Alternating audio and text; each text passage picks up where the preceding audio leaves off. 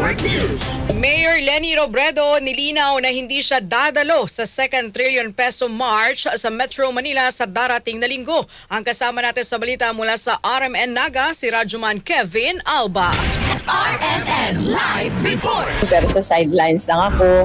Pero klaro na Mayor Leni Robredo ang kumalat na impormasyon na dadalo ito sa 2 trilyon na peso march sa Metro Manila sa darating na linggo. Ayon sa alkalde, hindi ito totoo. Kung may sasamahan mano-mano siya, ito ay ang hiwalay na 2 trillion peso march na gagawin naman dito sa Naga sa darating na Sabado. Ngunit ayon kay Robredo, nasa tabi-tabi lang umano siya at hahayaan ng mga pribadong sektor at ilang mga grupo na pangunahan ang nasabing aktibidad. Handa naman anya ang LGU Naga para sa suporta pagdating sa mga communication equipment at security arrangement. Klaro naman yon sa press con kahapon.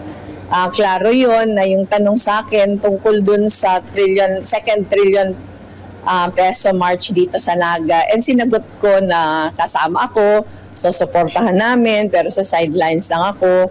Pero klaro na ang reference Naga.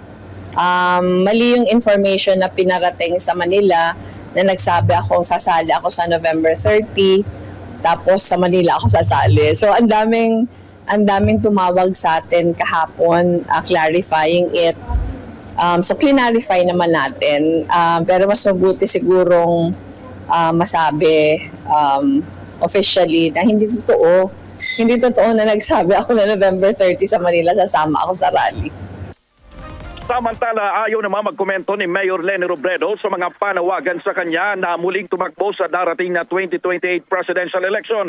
Ayon kay Robredo, hindi anya siya makakapag-focus sa mga problemang dapat ayusin dito sa Naga kung papansinin ang mga bagay na ito. Kasama mo sa RMN DWNX Saga, Radyoman Kevin Alba, Tatak. RMN Network News.